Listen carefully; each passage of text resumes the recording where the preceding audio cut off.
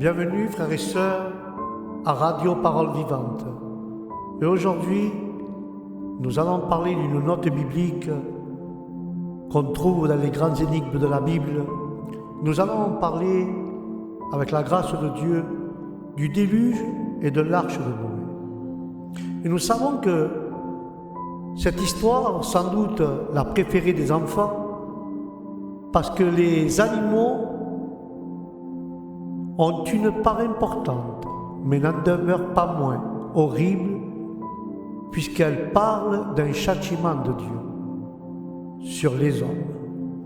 Devenus pervers, les hommes, mais comment les animaux se sont-ils rassemblés? Comment a-t-il vécu dans l'arche? Le déluge était-il universel ou localisé? Ou l'arche a-t-elle échoué? On prétend que des vestiges ont été retrouvés sur le mont Haran en Arménie. Et cette belle histoire se passe dans le livre de la Genèse, chapitre 7 et chapitre 8. Et là, nous voyons que Noé, au pied d'un immense bateau, pour dire ainsi, en cale sèche, surveillant sur une longue file d'animaux qui montèrent à bord deux par deux. Et voilà sans doute l'une des images les plus connues des grandes fresques de l'Ancien Testament. Cette très vieille histoire fascine les enfants, ne serait-ce que parce que les animaux de toute la terre se donnent rendez-vous dans un navire étrange et répondent ainsi à un appel encore plus étrange. Amen.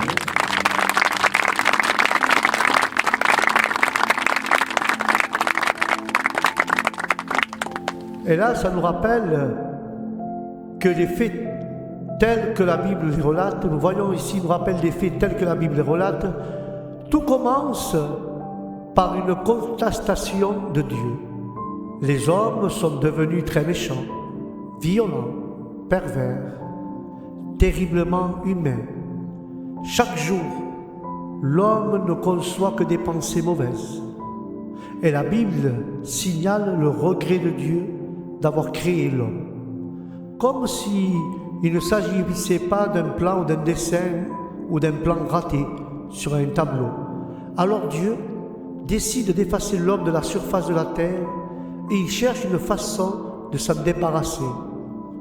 C'est comme nous-mêmes, les humains, lorsque on ne veut pas garder les chatons d'une portée, on court vite à la rivière pour les noyer. Ainsi Dieu décide d'inonder la terre et de noyer les hommes. Tous les hommes, non. Heureusement, dans cette histoire, il y a un homme appelé Noé qui vit dans les yeux de Dieu, vit sa grâce, et aux yeux de Dieu, il était juste. Alléluia.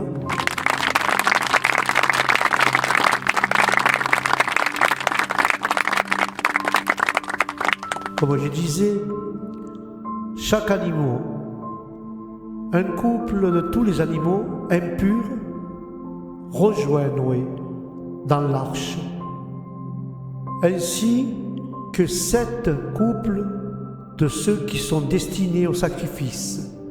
On estime à peu près 45 000 animaux ont pu prendre place dans cette arche. 45 000, c'est énorme. Et là, la Bible nous rappelle que comment ce rassemblement d'animaux a-t-il pu se faire? Noé, ses fils, les ont-ils réunis eux-mêmes? En réalité, la création, tout comme Noé, fait exactement ce que Dieu ordonne. Il semble qu'il n'y aurait aucun problème de rassembler les animaux. C'est Dieu qui s'occupe de les rassembler. Et c'est Dieu qui s'occupe des détails de cette opération pendant que Noé s'occupe du bateau. Mais souvent, frères et sœurs, souvent, le contraire, nous nous occupons des points sur lesquels nous exerçons aucun contrôle, et tout en négligeant des domaines bien précis telles que nos aptitudes, nos relations, nos responsabilités, qui eux sont de notre ressort. Mais concentrons-nous, mes frères, sur ce que Dieu nous a donné à faire et laissons à lui seul faire le reste au nom de Jésus.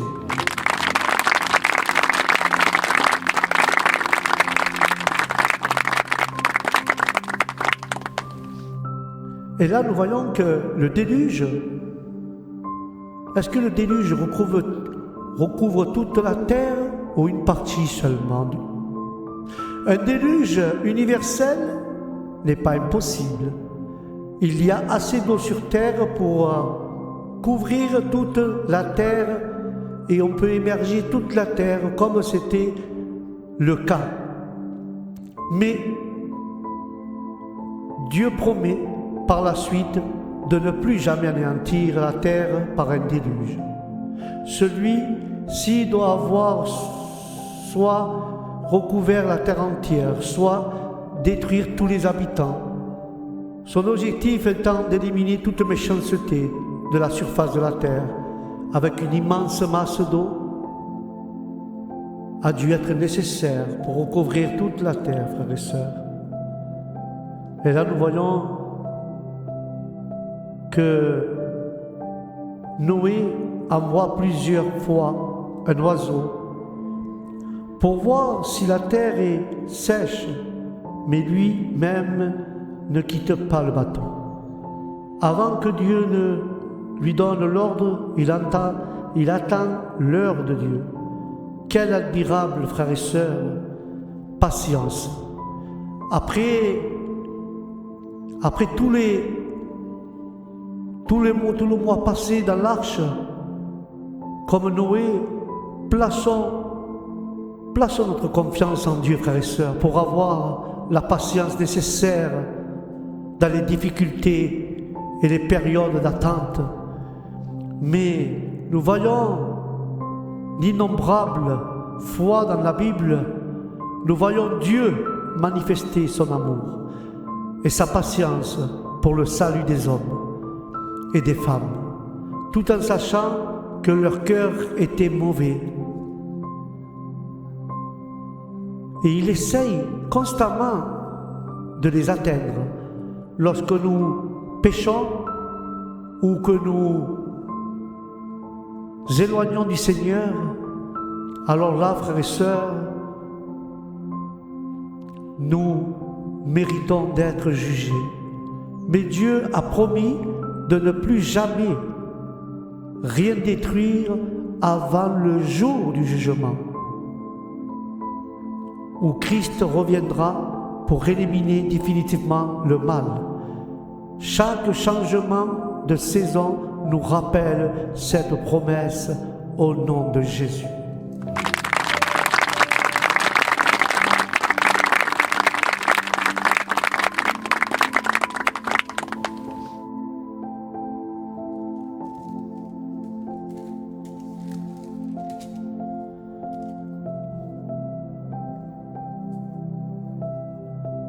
Eh oui, mes frères et sœurs, ça nous rappelle cette promesse, comme j'ai dit tout à l'heure. Il fallait faire entrer dans l'arche un couple de tous les êtres vivants et aussi de la nourriture. Mais des critiques prétendent que l'arche ne fut pas assez grande pour contenir toutes les espèces d'animaux et assez de nourriture pour une année et 17 jours. Mais cependant, il est fort possible que l'arche abrita seulement les principales espèces d'animaux et d'oiseaux et que beaucoup de variations se soient produites à l'extérieur de ces espèces depuis ce temps-là. Aussi l'arche fut-elle bien assez grande? Et là, je t'invite, c'est une invitation, à entrer et paraître.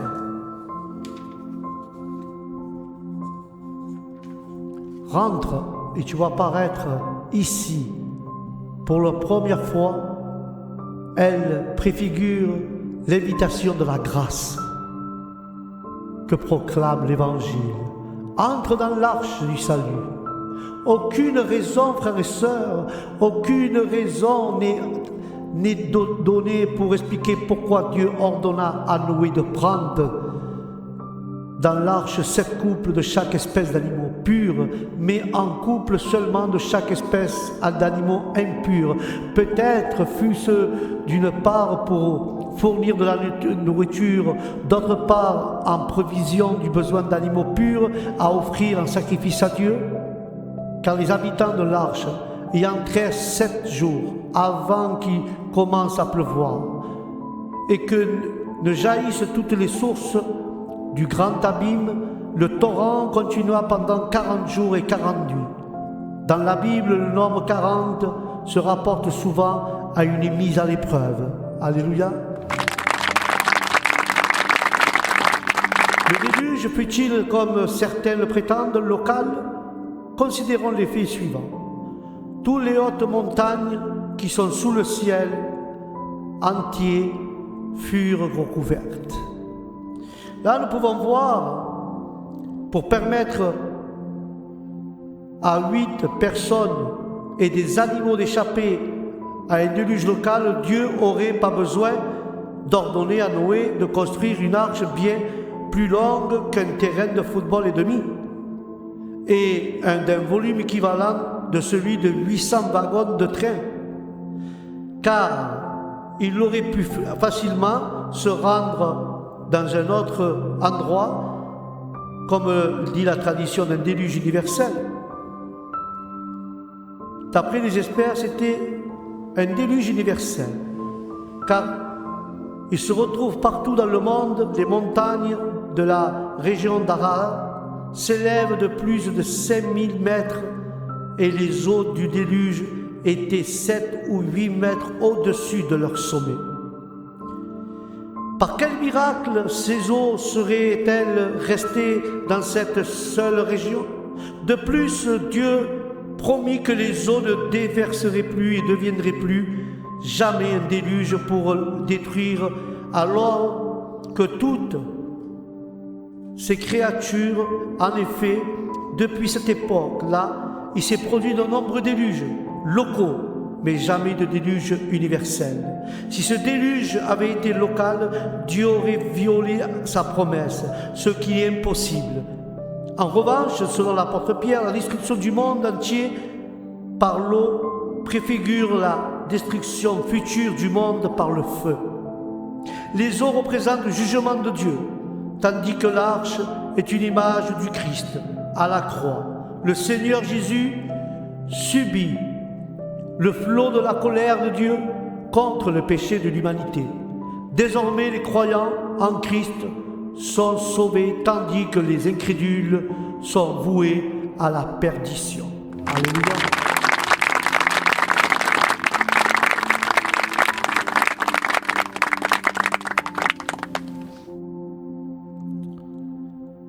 Et nous voyons la chronologie du déluge.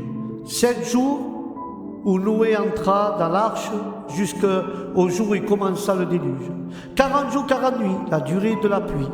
150 jours où la pluie commença à tomber au jour où les eaux se retirèrent, où l'arche s'arrêta sur les montagnes d'Aran. 224 jours du début du déluge jusqu'à la répartition des sommets des montagnes. 40 jours de la répartition des sommets des montagnes au jour de Noé, lâcha le corbeau. 7 jours du lâcher du corbeau au premier lâcher de la colombe, encore 7 autres jours. 7 jours de plus jusqu'au jour de Noé, lâcha la colombe une deuxième fois. 16 jours de plus jusqu'à que Noé lâcha la colombe une dernière fois. Au total, nous voyons qu'il y a 314 jours du commencement du déluge jusqu'à que Noé ôta la couverture de l'arche. Puis il se passa 71 jours du commencement du déluge jusqu'à la terre fut sèche. C'est là où Dieu donna à Noé l'ordre « Sors de l'arche ». Et le corbeau impur et la colombe pure s'illustrent les deux natures du croyant, l'ancienne et la nouvelle. alliance nature, aime se nourrir d'ordures et de charognes, et la nouvelle nature, trouvant aucune satisfaction dans un paysage reflétant la mort, et le jugement se repose seulement en s'appuyant sur une vie de résurrection. Alléluia.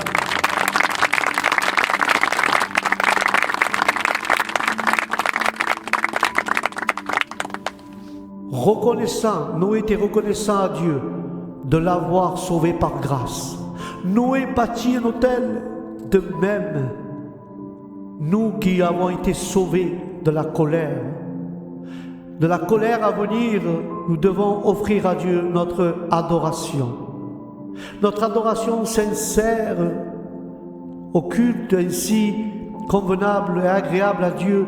Aujourd'hui, qu'à l'époque de Noé, l'Éternel établit une alliance avec toute la création, comportant la promesse de ne plus maudire la terre, ni de frapper tout ce qui est vivant, comme il a fait, et d'assurer des saisons régulières tant que la terre suscitera.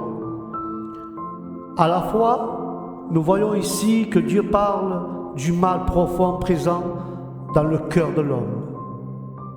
La première fois, il n'y eut aucun sacrifice et le jugement s'ensuivit ici. Il y a un sacrifice et Dieu agit avec miséricorde au nom de Jésus.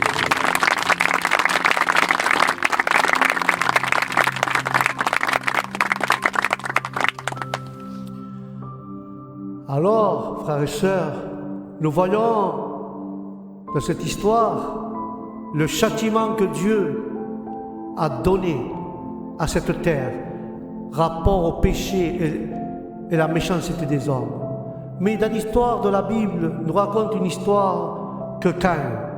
Alors Caïn, qui avait tué son frère, lui dit à Dieu, « Ce châtiment, c'est plus que je ne peux supporter. » Et là, nous voyons que Caïn s'exprime sa peur et ses regrets, après avoir été maudit en révélant le poids de son châtiment et de son sentiment d'impuissance. Ma culpabilité est trop lourde à porter. Caïn ne se sentait pas coupable de son péché, seulement de son châtiment. Beaucoup sont comme lui aujourd'hui.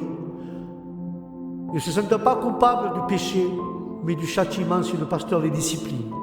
C'est l'un des signes les plus clairs du péché, frères et sœurs, qui est notre désir quasi inné de nous excuser ou de nous plaindre si nous sommes jugés de quelque chose ou de quelle manière que ce soit. Mais il y a des conséquences du péché. Le péché est le pécheur, et que le pécheur se fait du mal à lui-même. Le péché fait mal au pécheur et c'est le pécheur qui se fait du mal à lui-même. Au lieu de se tourner vers Dieu, l'un des premiers signes d'une vie nouvelle est que l'individu prenne le parti de Dieu contre lui-même. Certes, quiconque tuera Caïn cette fois sera puni. Le jugement de Dieu contre Caïn n'était si sévère que Dieu ne voulait pas que Caïn soit tué par d'autres hommes.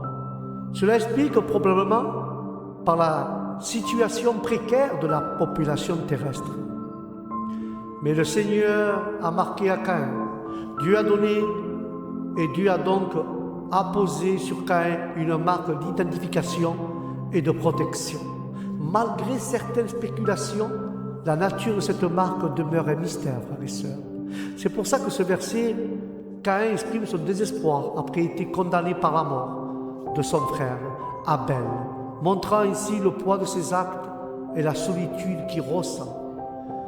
Et il pouvait écouter de cette part que nous cherchons souvent. Souvent nous sommes comme Caïn, nous cherchons souvent à fuir la culpabilité. Mais lorsque Caïn s'exprime son chagrin et reconnaît le poids de sa faute, cela nous rappelle que nous portons tous des fardeaux similaires, parfois si lourds qu'ils semblent insurmontables, frères et sœurs. C'est pour ça que ce verset nous enseigne que si le repenti peut être un cheminement solitaire, il n'en demeure pas moins une étape cruciale vers la guérison et la rédemption. Mais en affrontant, frères et sœurs, avec courage nos erreurs et en recherchant la réconciliation, nous guérissons non seulement de notre propre blessure, mais nous ouvrons aussi la voie à de nouvelles perspectives d'amour et de compréhension dans nos relations au nom de Jésus.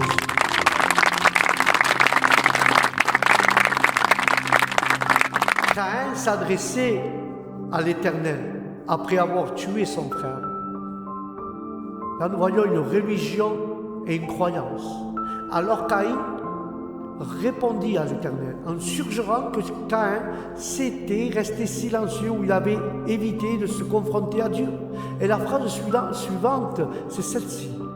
Caïn disait à Dieu, « Ma culpabilité est trop lourde à porter. » Révéler le profond chagrin, le remords de Caïn qui éprouvait pour ses actes.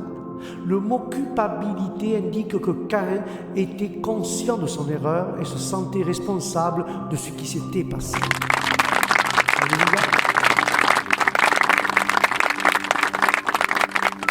Nous montrons, frères et sœurs, que la culpabilité est une émotion puissante qui peut profondément modifier nos attitudes et nos comportements. Mais nous avons tous commis des erreurs, frères et sœurs. Il est normal d'éprouver des regrets et de la culpabilité face à ce qui s'est passé. Mais au lieu de fuir nos erreurs ou de les minimiser, nous devrions les analyser honnêtement et en tirer une leçon.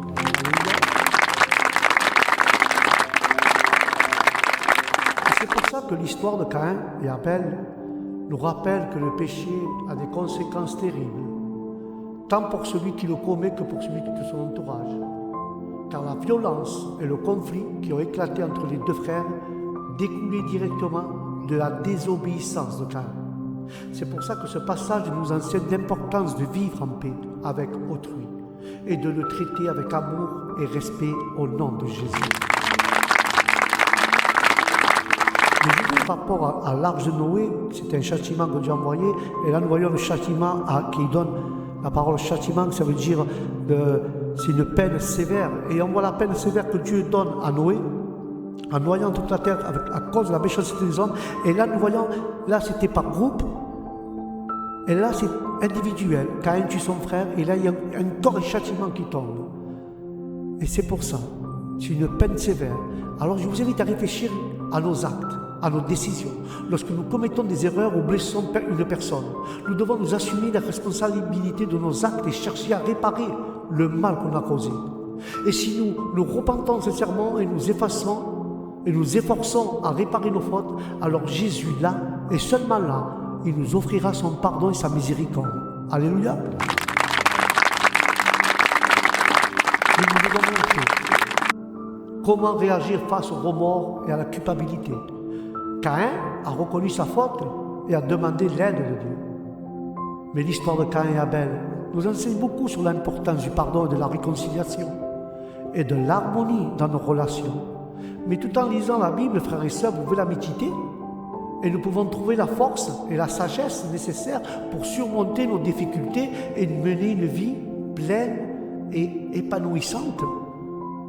Car parfois la vie nous réserve des épreuves inattendues, où nos impulsions peuvent nous mener à des décisions malheureuses.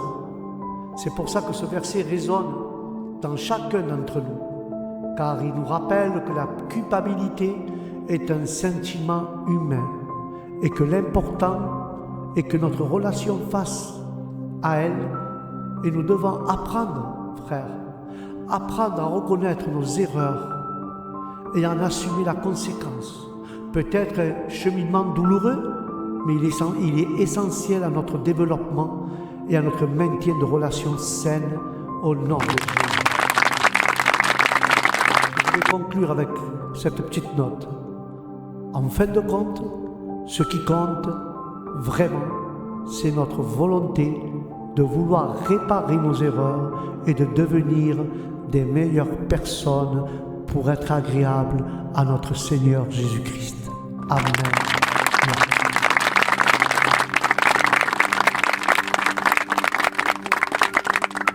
Voilà mes frères et mes sœurs, c'était Radio Parole Vivante et la note d'aujourd'hui, c'était le châtiment. Nous avons vu l'histoire du châtiment qui s'est passé pendant le déluge que Dieu, à cause du péché des hommes et la violence des hommes et la méchanceté des hommes, a envoyé un déluge comme châtiment. Et là, c'était un châtiment individuel parce que Caïn a tué son frère Abel. Et le châtiment, c'était celui-là. Mais nous devons nous préparer, car comme j'ai lu tout à l'heure, la représentation de l'arche, qui représente la grâce, Jésus, et les eaux qu'a recouvert, c'est le châtiment.